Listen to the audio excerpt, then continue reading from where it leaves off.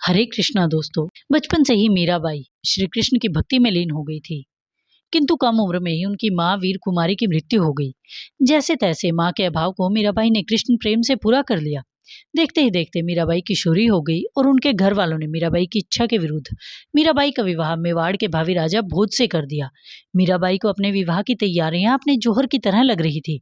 मन में कृष्ण कृष्ण जपते हुए मीराबाई ने विवाह की सांसारिक रस्में निभाई और भोजराज की दुल्हन बनकर मेवाड़ आ गई। सुहाग कक्ष में जाने से पहले मीराबाई के मन में पिता के प्रति आक्रोश था और गिरिधर से रक्षा की प्रार्थनाएं थी। मगर भोजराज ने जिस तरह का सौम्य व्यवहार किया, उसे देखकर मीराबाई का मन भोजराज के लिए सम्मान से भर गया और श्री कृष्ण के लिए धन्यवाद से। भोजराज जैसा साथी देकर श्री कृष्ण ने उनके सम्मान की और मर्यादा की रक्षा कर ली थी। भोजराज अपने परिवार वालों के खिलाफ जाकर भी मीराबाई की भक्ति भावना का सम्मान करते थे।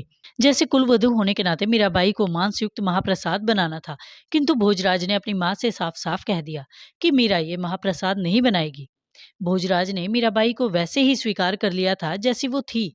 फिर भी मन में कहीं ना कहीं उम्मीद तो थी कि पत्नी मीराबाई से उनको भी वो प्रेम वो साथ मिले जिस पर उनका अधिकार है। अपने मन की यही पीड़ा वो अपने मित्र के साथ बांट रहे थे। जानते हो जयदेव, कितनी बार मैं निराश हो जाता हूँ। कभी कभी मन में मीराबाई के प्रति क्रोध भी आता है।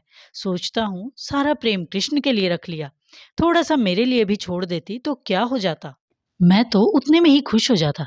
जयदेव ने भोजराज को ढांढस बधाई और कहा, मैं तुम्हारी पीड़ा समझता हूँ मित्र, मगर चिंता न करो, तुम मेवाड़ के भावी नरेश हो। राजपुताने में और भी राजकुमारियां हैं जो तुम्हारी पत्नी बनना अपना सौभाग्य समझेंगी। तुम दूसरे विवाह के लिए हाँ तो करो, देखना तुम्हें जल्दी ही भाभी सास से भी रूपवती, गुणवान और प्रेम करने वाली पत्नी मिलेगी। नहीं मित्र, मीरा जैसी कोई नहीं हो सकती, क्योंकि मीरा जैसा प्रेम कोई नहीं कर सकती। जानते हो वो राधा से जलती है, लेकिन फिर भी रोज 108 बार राधा का नाम लिखती है, सिर्फ इसलिए ताकि उसके गिरिधर गोपाल प्रसन्न हो जाए। कभी कभी सोचता हूँ कि मैं भी श्री कृष्ण की भक्ति में डूब जाऊं, क्या पता इससे मीरा मुझ पर भी प्रसन्न हो जाए। जयदेव ने कहा, तुम वीर राजपूत योद्धा हो मित्र, तुम्हें भक्ति की नहीं युद्ध की बातें शोभा देती हैं।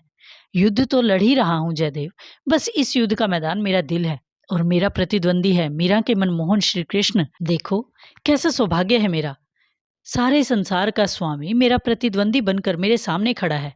अगर मैं उनसे जीत गया तो कितनी बड़ी जीत होगी, और अगर मैं उनसे हार गया तो इसमें भी मेरी शान ही होगी कि हारा भी तो गिरिधर गोपाल से, क्योंकि इंसान में तो मुझे हराने की ताकत नहीं।